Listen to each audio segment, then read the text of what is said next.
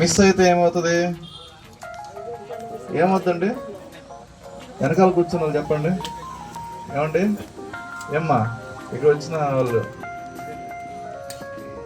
Miss అవుతే ఏమవుతుందండి? పిల్లలకి వ్యాక్సినేషన్ అయిపోతే కరెక్ట్గా టైం పడకపోతే వచ్చేవి రోగాలు వస్తాయి అని ఎంతో జాగ్రత్తగా మనం వేయటం జరుగుతుంది ప్రతి బుధవారం అలానే శనివారం.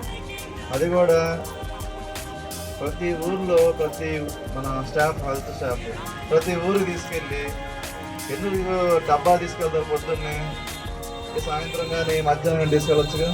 పొద్దున్నే ఎందుకు రమ్మంటాం?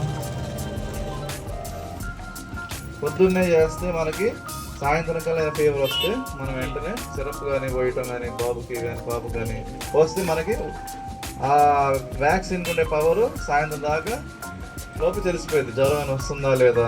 మధ్యాహ్నం ఎందుకు చేయొచ్చు? చేయకూడదా అంటే చేయకూడదు, మధ్యాహ్నం చేయకూడదు, సాయంత్రం కూడా అసలు చేయకూడదు. పొద్దున పూట రావాలి, 9-10 కల్లా వచ్చేసి వ్యాక్సిన్ వేసుకొని వెంటనే ఇంటికి వెళ్ళిపోయి రెస్ట్ తీసుకోవటం. ముఖ్యంగా గర్భిణీ స్త్రీలకి టీటీ 1వ డోసు 2వ డోసు ఉంటాయి. ఆడవాళ్ళకి మీకు ఐడియా ఉంటుంది. ఎందుకు చేస్తాం వ్యాక్సిన్? గర్భిణీ స్త్రీలకి వ్యాక్సిన్ ఎందుకు చేస్తామంటే ఇన్ఫెక్షన్ రాకూడదు. గర్భిణీ వాళ్ళకి ఇన్ఫెక్షన్ బిడ్డ పెరుగుతున్నప్పుడు పొట్టలు పేగ ద్వారా లోపలికి ఇన్ఫెక్షన్ అనేది బిడ్డకి వెళ్తుంది. అందుకని మనం ముందుగానే ప్రివెన్షన్గా 1వ డోసు 4 నెలలు, 2వ డోసు 6 నెలలు చేస్తాం. ఈ 2 వ్యాక్సిన్స్ వేయడం వల్ల పుట్టబోయే బాబుకి మనకి ఇన్ఫెక్షన్స్ రాకుండా మనం కాపాడిన వాళ్ళు అవుతాం. అందుకని ఈ వ్యాక్సిన్కి అంత ప్రాముఖ్యత ఉంది. అందుకని ఈరోజు ఈ ప్రోగ్రామ్కి ముఖ్యమైన ఎజెండా ఏంటంటే వ్యాక్సినేషన్ ఎందుకు చేయాలి, ఎప్పుడెప్పుడు చేస్తాం అవన్నీ మనం ఇందాక మాట్లాడుకున్నాం. అలానే పిల్లవాడికి ముఖ్యంగా వ్యాక్సిన్ వేసినప్పుడు కండ దగ్గర, చేతి కంఠం దగ్గర కొద్దిగా వాస్తుంది. అది కామన్నే, దానికి భయపడాల్సిన పని లేదు. ఎందుకు భయపడకూడదు అంటే వ్యాక్సిన్కి వచ్చే రియాక్షన్ అనేది జ్వరం కానీ వాపు అనేది సహజమే రావటం. అది అంత కొద్దిగా వస్తుంది. అది కూడా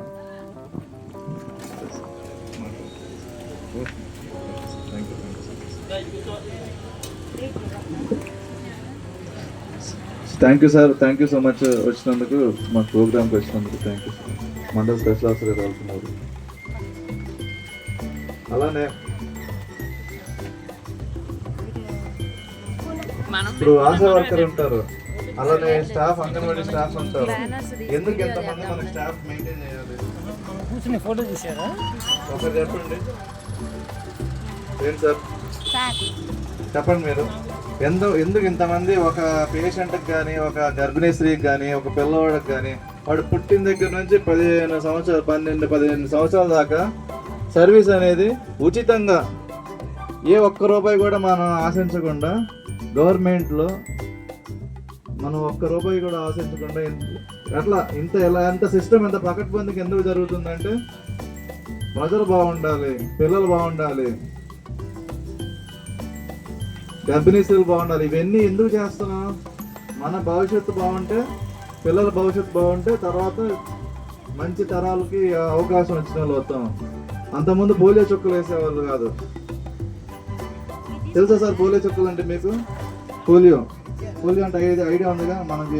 మీరు ఒక 40-50 సంవత్సరాల క్రితం పోలియో చుక్కలు వేసుకోకుండా ఉండి పోలియో వచ్చిన వాళ్ళ సంఖ్య కూడా ఒకనొక స్టేజ్ 3 మంది ఉన్నారు.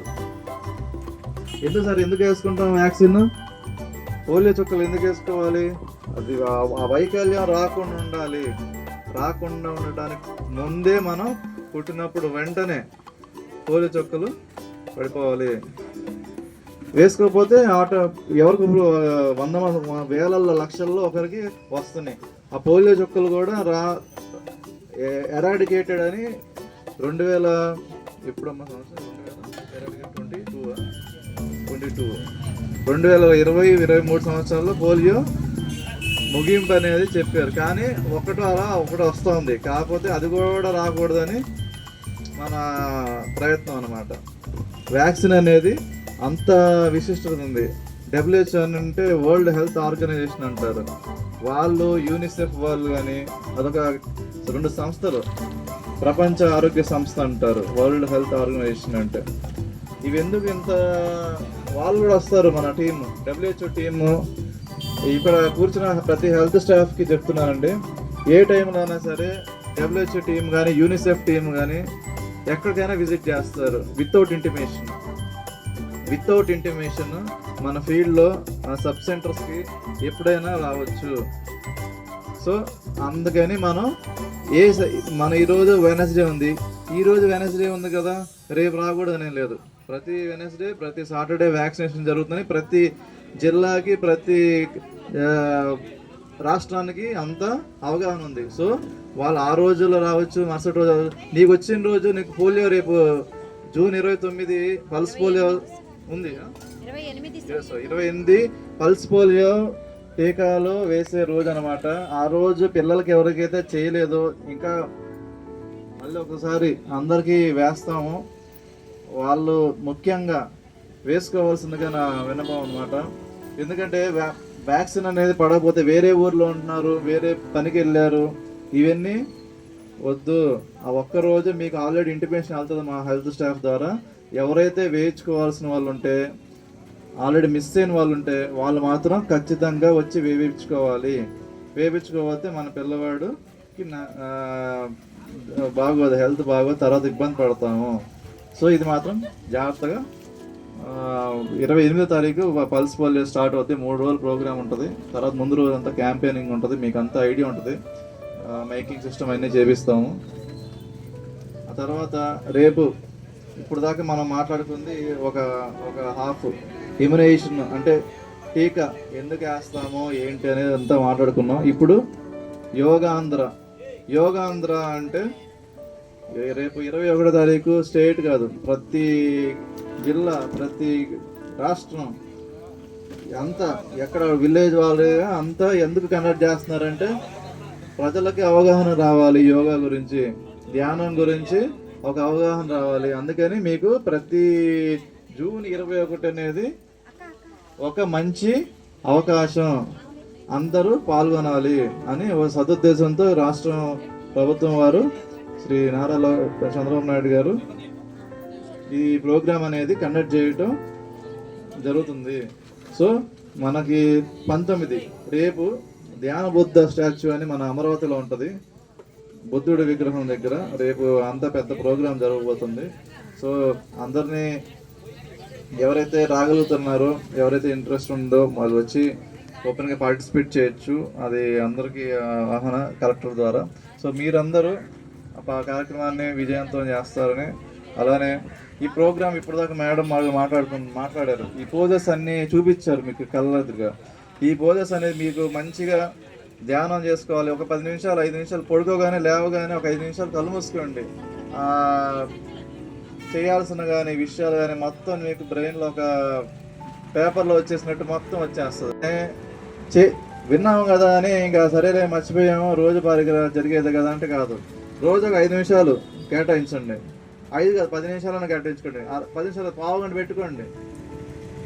ఫోన్లో ఉన్నాయి కదా అందరికీ, ఫోన్లో అలారం ఎట్లా పెట్టుకోవాలో నేర్చుకోండి. ఫోన్లో ఒక పావుగంట 20 నిమిషాలు నొక్కగానే 20 నిమిషాలు అయిందా అన్నట్టుగా, వెంటనే అయిపోయిందా అన్నట్టుగా ధ్యానంలోకి వెళ్ళిపోవాలి. ఆ ధ్యానం పవర్ అనేది అప్పుడు మీకు అర్థమవుతుంది. ఇంత బాగుందా, ఇంతకాలం మనం ఎందుకు చేయలేదు, మేడం గారు చెప్పినట్టు ఆసనాలు ఎందుకు ఇంతవరకు చేయలేకపోయాం. చేసిన వాళ్ళని అడగండి, వాళ్ళ దగ్గర నుంచి ఎంతో ఆరోగ్యకరంగా ఉండే విషయాలు మీరు నేర్చుకోవటం జరుగుతుంది. ఎందుకంటే మనం చేస్తే హెల్త్ బాగుంటుంది అని రాష్ట్రం వారు గత 10 రోజులుగా సబ్ సెంటర్ వైజ్గా ప్రతి ఊరిలో చేపిస్తున్నారు. అలానే ఎందుకు చేపిస్తున్నారంటే మీకు మంచి హెల్త్ కోసమే. మీరు ఆరోగ్యంగా ఉంటే బీపీలు, షుగర్లు, థైరాయిడ్ అన్నీ కంట్రోల్లోకి వస్తాయి. ఏమండి వస్తున్నాయా? ఇక్కడ బీపీ షుగర్లో చేయొద్దండి, అందరికీ ఆల్మోస్ట్ ఉంటాయి. కాకపోతే మనం ఏంటంటే రోజువారీ కార్యక్రమాల ద్వారా మనం ఇవి చేయం అన్నమాట, పక్కన పెట్టేస్తాం. యోగా కానీ, ధ్యానం కానీ, మంచి ఆహారం తినటం కానీ ఇవన్నీ పక్కన పెట్టేస్తాం. మీలో ఎంతమందిలో రోజు ఫ్రూట్స్ తినేవాళ్ళు చేయొద్దండి. ఫ్రూట్స్ అంటే ఫలాలు రోజు ఒక్క రకమైన తినే వాళ్ళు చేయొద్దండి, ఎందుకు తినట్లా అని ప్రశ్న వేసుకున్నప్పుడు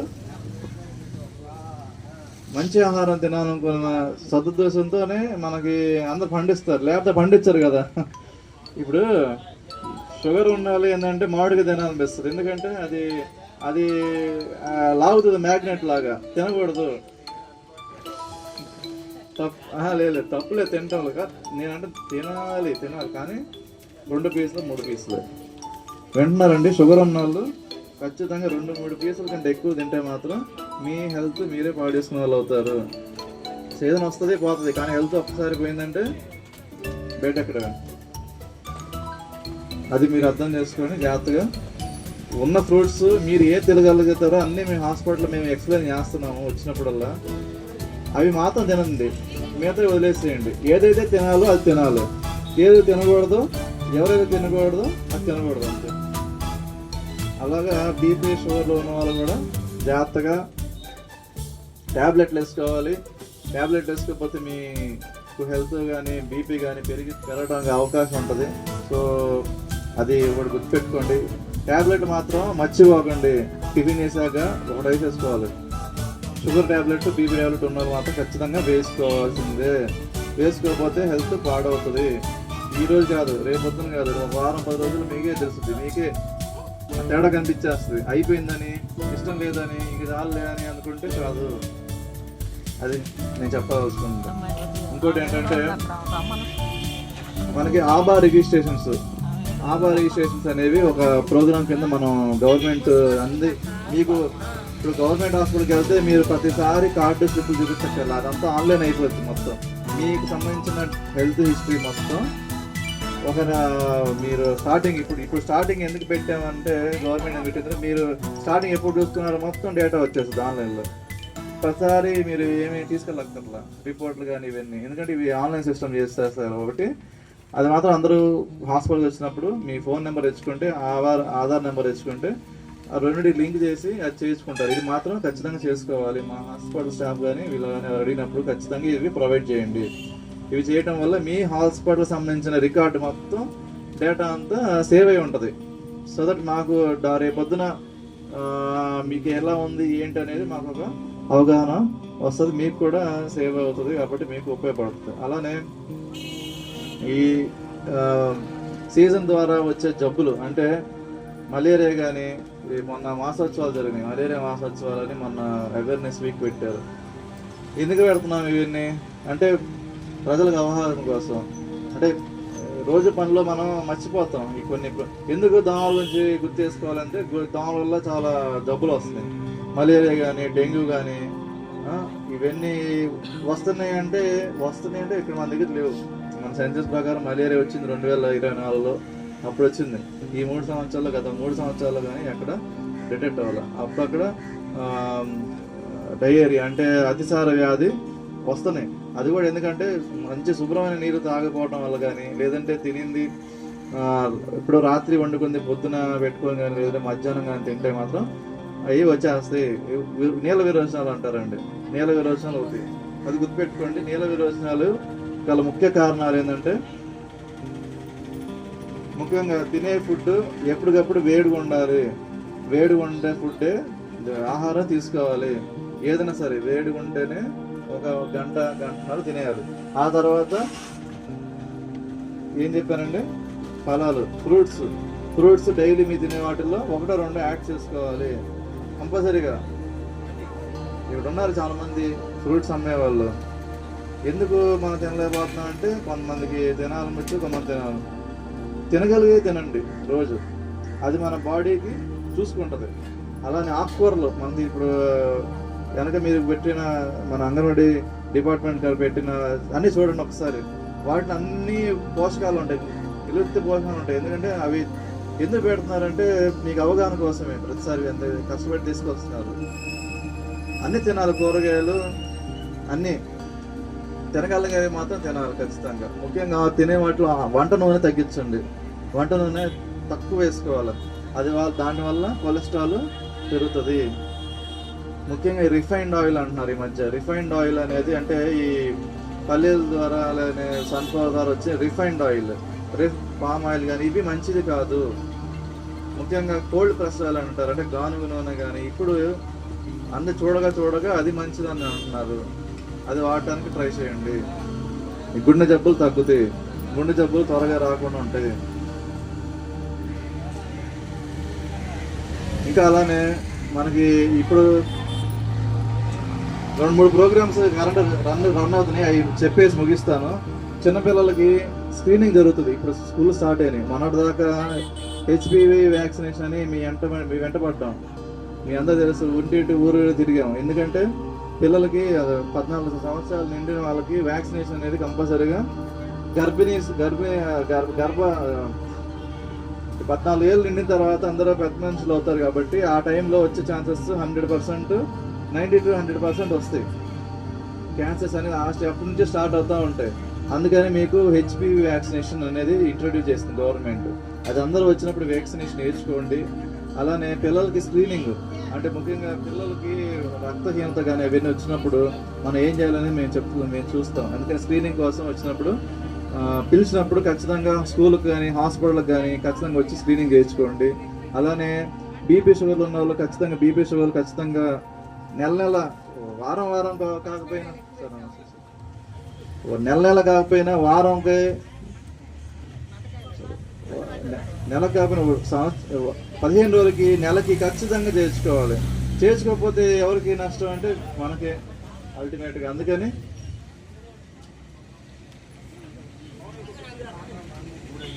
థ్యాంక్ యూ సార్.